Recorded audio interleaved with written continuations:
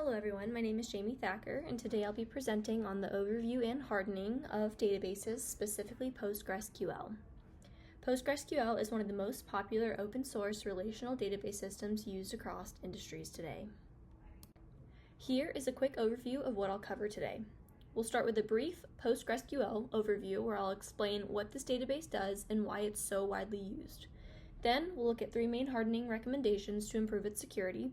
These will cover network access, authentication, and encryption and monitoring. After that, I'll summarize the key points and provide my list of references for where I gathered my information. Let's get started with the basics of PostgreSQL. PostgreSQL, often called Postgres for short, is an object relational database management system. That means it uses traditional relational database structures like tables and rows, but it can also handle more complex data such as JSON, key value pairs, and custom data types. It is completely open source, which means it's free to use, modify, and distribute. This makes it a popular choice for developers, organizations, and educational institutions that need a reliable database without paying for commercial licensing. PostgreSQL is known for its stability, flexibility, and standards compliance. It supports advanced SQL features and fully adheres to ACID properties, meaning it ensures data is processed with atomicity, consistency, isolation, and durability. By default, PostgreSQL listens on TCP port 5432, which is important when we start thinking about security and firewall configuration. The two main configuration files that control its behavior are PostgreSQL.conf, which handles core server and network settings, and PG_HBA.conf, which controls authentication and access rules for users and hosts. Another reason PostgreSQL is so widely used is that it's supported in both on-premise environments and cloud platforms, like Amazon's AWS RDS for PostgreSQL. This flexibility allows organizations to scale easily depending on how large their datasets or workloads become. In summary, PostgreSQL is a powerful, dependable database that's ideal for environments requiring strong data integrity and customization. But like any database service, it must be hardened properly to remain secure. Now that we know what PostgreSQL is, let's talk about where it's typically used. PostgreSQL serves as the backbone for many web and enterprise applications, powering everything from e-commerce platforms to financial systems. Because it supports multiple data types and strong consistency guarantees, it is perfect for applications that rely on accurate, real-time data. It is also popular in data warehousing and analytics. PostgreSQL can handle very large datasets and complex queries efficiently, making it a great choice for organizations that rely heavily on analytics or business intelligence reporting. Another key use case is GIS, or Geographic Information Systems. PostgreSQL supports extensions like PostGIS, which enable spatial data analysis. This allows it to handle location-based data such as mapping, logistics, or geographic tracking, all within the same database. In the financial and business sectors, PostgreSQL is trusted for transactional systems that require high security and compliance. Finally, it's worth noting that several well-known companies use PostgreSQL at scale. For example, Apple, Spotify, and Instagram all rely on PostgreSQL for parts of their infrastructure. That gives you a sense of how robust and production-ready this system really is.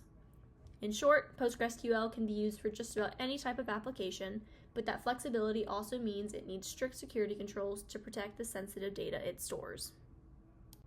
So how does PostgreSQL behave right after installation? By default, the PostgreSQL service listens on TCP port 5432, as mentioned before. This is the communication channel used for client-to-server connections. When it's first installed, the database is configured to only accept local connections, meaning only users or applications on the same server can connect. If remote access is needed, for example, if a web server or developer workstation needs to connect, you have to manually edit two configuration files. First, you'd modify PostgreSQL.conf to set the listen addresses parameter, which defines which IP addresses the server will listen on. Second, you'd update PGHBA.conf to specify which hosts or subnets are allowed to connect and how they must authenticate. This default design is actually a good security measure. It prevents external systems from connecting unless explicitly permitted. However, the moment remote access is enabled, the attack surface expands. That is why it is so important to combine PostgreSQL's built-in configuration settings with firewall rules and SSL encryption. These add another layer of protection against unauthorized access or man-in-the-middle attacks. So in its default state, PostgreSQL is fairly secure because it isolates connections to local hosts. The real risks begin once we open it up to outside traffic. And that is where hardening practices come in. Hardening a database means applying security measures that make it more resistant to attacks or misuse. PostgreSQL, like any database, is a prime target for attackers because it often contains sensitive data, everything from financial information to user credentials or private business records.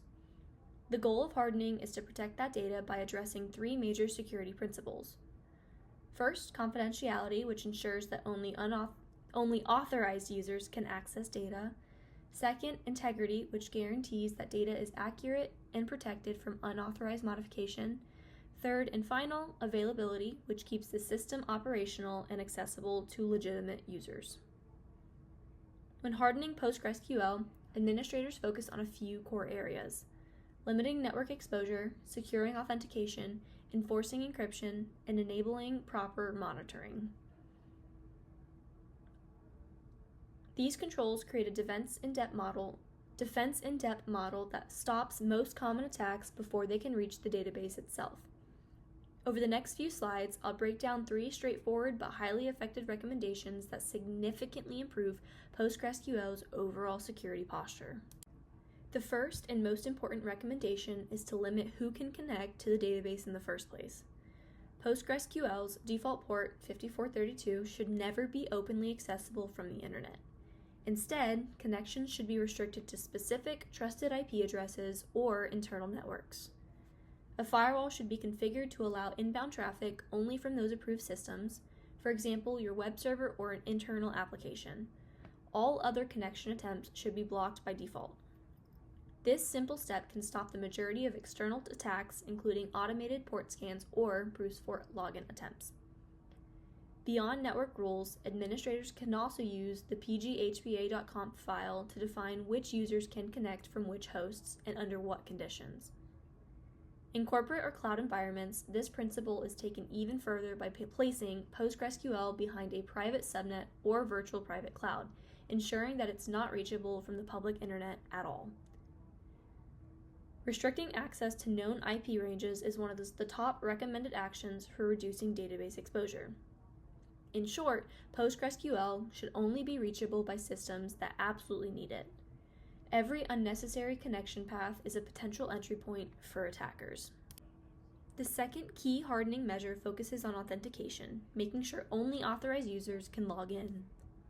PostgreSQL supports several authentication methods, but the most secure modern option is SCRAM-SHA-256. This method hashes passwords in a way that makes them much harder to crack if intercepted or stolen. Every account in the database should use strong, complex passwords. Short or reused passwords create an immediate vulnerability. Administrative accounts, like the default Postgres superuser, should have especially strong credentials. Even more importantly, remote access for the Postgres user should be disabled.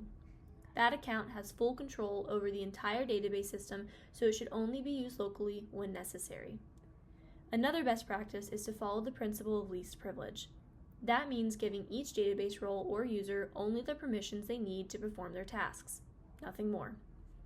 For example, developers might have read and write access to certain tables, but not the ability to modify the database schema or manage user accounts. It's also smart to periodically review accounts and remove any that are no longer needed. Unused credentials are a common attack vector because they're often forgotten but still valid. Together, these authentication measures ensure that even if someone reaches the PostgreSQL service, they can't easily gain access without legitimate credentials. The third hardening step is to protect data in transit and keep track of what's happening within the database. PostgreSQL supports SSL TLS encryption, which ensures that any data exchange between the client and server is encrypted. This prevents attackers from intercepting sensitive information like passwords or transaction details. Encryption should also extend to database backups and storage files, since those often contain complete copies of user data.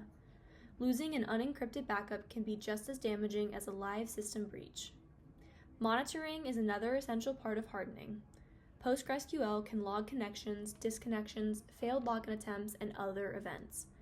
By enabling this login, administrators can identify suspicious activity. For example, repeated login failures from an unfamiliar IP address. Logs should be stored in a secure, centralized location where they can't be tampered with. Reviewing them regularly helps detect patterns that might indicate a compromise or misuse. Security isn't just about prevention, it is also about visibility. Encryption protects the data, while logging and monitoring can help ensure ongoing accountability and early detection of potential threats. Finally, let's summarize the key points from this presentation. PostgreSQL is a powerful and versatile database, but like any system that holds sensitive data, it must be properly configured to stay secure. The first step is to limit network exposure. Don't leave port 5432 open to the world. Control access tightly with firewall rules and host-based restrictions. Next, strengthen authentication by using secure password hashing methods, disabling remote access for the superuser, and granting minimal privileges to each account. Finally, encrypt and monitor everything. Use SSL for connections, encrypt backups, and review logs regularly to catch issues early.